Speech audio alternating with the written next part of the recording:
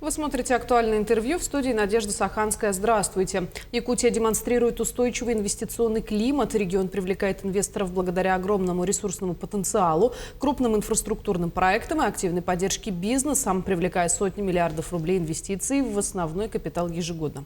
Каким оказался инвестиционный климат в республике в прошлом году и какие планы на этот год, мы сегодня и поговорим. Гостья у нас в студии Анна Кокорина, заместитель министра экономики Республики Саха. Анна Иннокентьевна, здравствуйте. Добрый день, Надежда.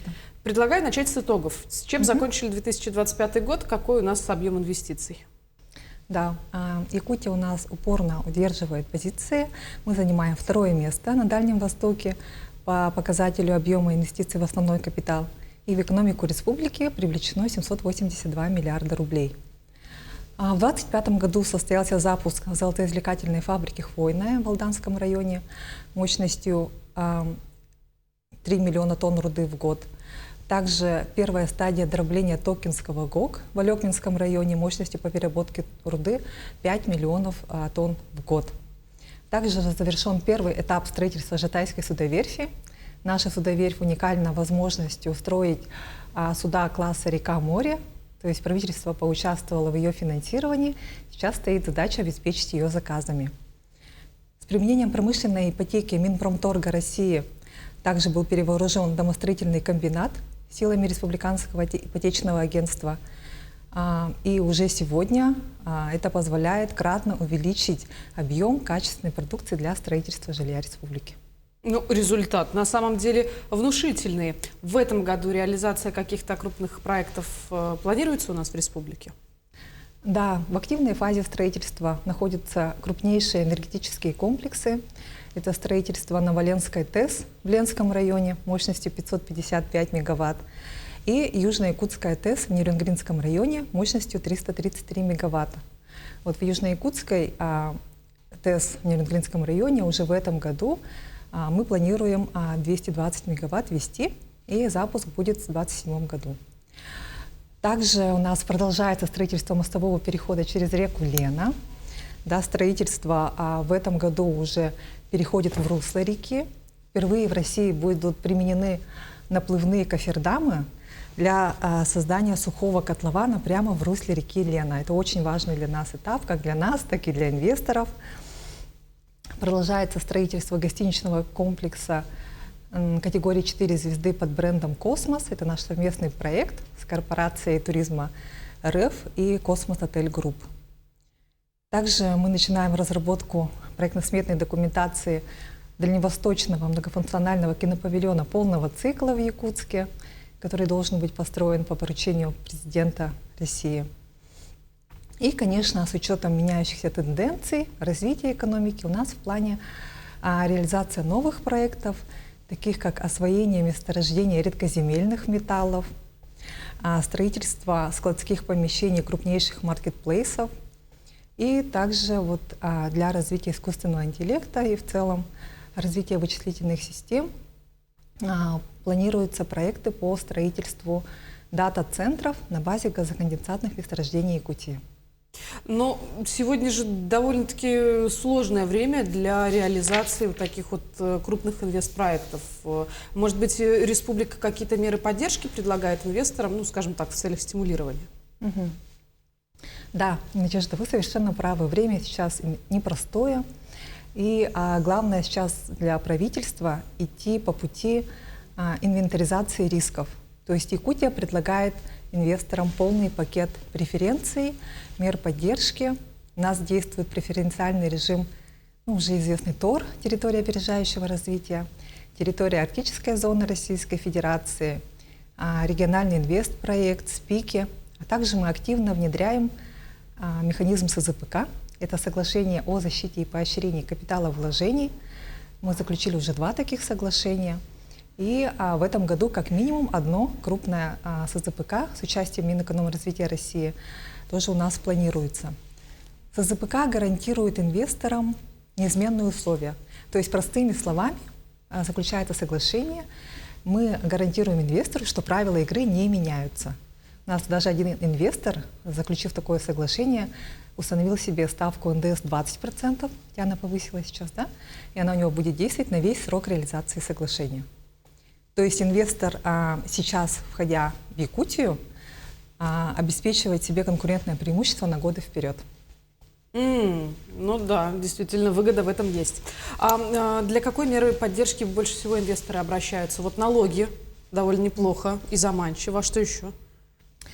Да, верно. Вот налоги, да, получается, есть такая мера поддержки, точнее применение преференциального режима ТОР, который включает полный пакет, как и налоговые льготы, так и возмещение затрат, да, так и ускоренное предоставление земельного участка.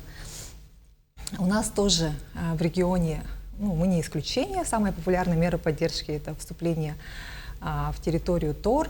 У нас действует две территории – это ТОР Якутия и ТОР Южная Якутия. Все, наверное, слышали о надвигающейся реформе, которую анонсировали на прошлогоднем БЭФе, Восточном экономическом форуме, что Минвостокразвития будет объединять режимы ТОР и АЗРФ в единый преф-режим. Тут хочется сказать, что бояться не стоит инвесторам. Как раз-таки наоборот, мы так понимаем, что это реакция на запрос бизнеса в ускоренные сроки предоставлять землю. Потому что сейчас примерно на практике расширение границ ТОР происходит в течение полугода. Когда СуперТОР вступит в силу с 2027 года, это сократится примерно вдвое. Вступление в границы ТОР, СуперТОр. Анна Иннокентьевна, это же вот ТОР не единственная, наверное, работа, которую ваше ведомство в том числе проводит для создания благоприятного инвестиционного климата в республике. Причем вот вы упомянули ВЭФ, да, и на Питерском международном экономическом форуме тоже частенько отмечают, что у нас в республике с инвестклиматом все более чем благополучно. Да, тоже совершенно верно. У нас в целом в республике ведется системная работа по улучшению инвестиционного климата, благоприятного климата для ведения бизнеса, как малого, так и среднего. В целом работу возглавляет и держит на контроле глава республики Арсений Сергеевич, держит на строгом контроле личном. Да, в правительстве работу эту возглавляет первый заместитель председателя правительства Нурсултан Анатольевич Борисов. Мы применяем системный подход. Совершенно верно, на ПМФ и вот на грядущем ПМФ будут озвучены итоги рейтинга. Методологию ОСИ меняет, исходя из запроса бизнеса в том числе. И вот каждый раз с нетерпением ожидаем, какие у нас будут позиции.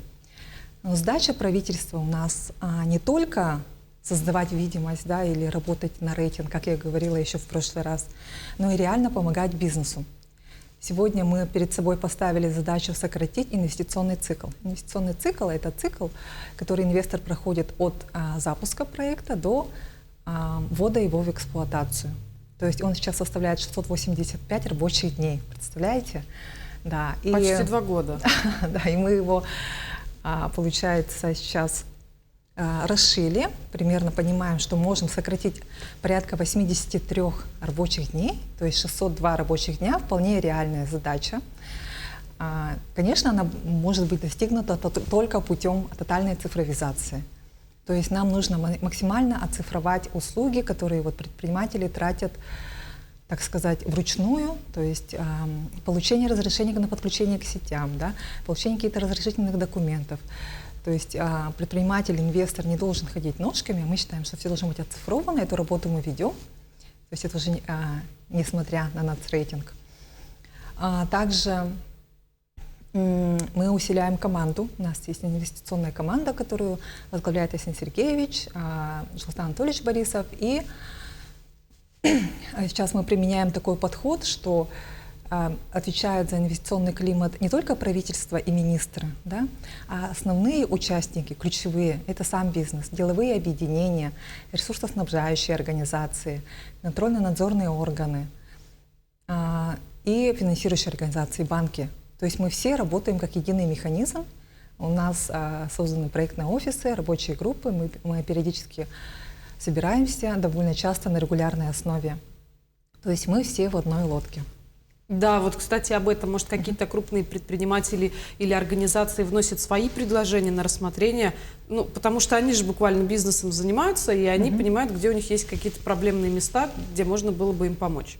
Да, совершенно верно. У нас Эта задача лежит в основном на представителях деловых объединений, то есть они доносят до правительства запросы бизнеса, то есть с какими проблемами бизнес сталкивается и какие у них есть идеи для решения этой проблемы. Ведь сидя в кабинете, действительно не всегда понимаешь, почему бизнес, почему так сложно запустить проект даже. И, порой, чтобы понять, нужно выслушать, действительно пойти в диалог. Совершенно верно. Да, какие действия нужно предпринимать инвестору для того, чтобы проект на территории республики был реализован? У нас в Якутии с 2022 года действует региональный инвестиционный стандарт. Что это означает? Означает, что если инвестор хочет подобрать площадку для реализации своего проекта, он может зайти на инвестиционную карту Республики Саха-Якутия. То есть вся карта у нас сформирована, и она размещена на инвестиционной карте Российской Федерации. Также бывает такое, что инвестор еще не определился с проектом.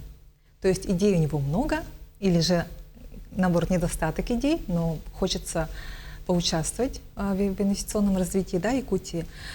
Тогда инвестор может обратиться за помощью в агентство привлечения инвестиций. У них на инвестиционном портале Инвест Якутия расположены бизнес-предложения, так сказать, упакованные под ключ бизнес-кейсы. Если они подходят под твой бюджет, то, в принципе, можно спокойно зайти и реализовать.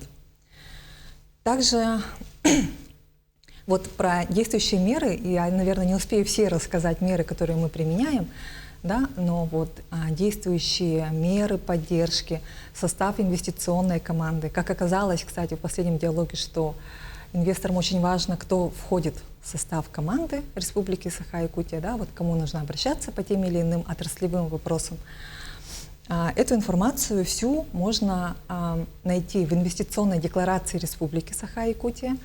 Это публичный документ, он находится в открытом доступе в сети интернет. Также, если инвестор хочет обратиться за помощью или с каким-то вопросом в органы власти, он может через портал госуслуг, через платформу обратной связи оставить там запрос. Кажется, все сказала. Вот у нас получается, единственное еще, о чем говорят инвесторы, особенно те, кто не так сильно знакомы со спецификой Якутии, им обязательно нужно единое окно, куда обращаться. У нас есть подведомственное учреждение, агентство привлечения инвестиций, которое с этого года также является оператором национального рейтинга состояния инвестиционного климата в Якутии.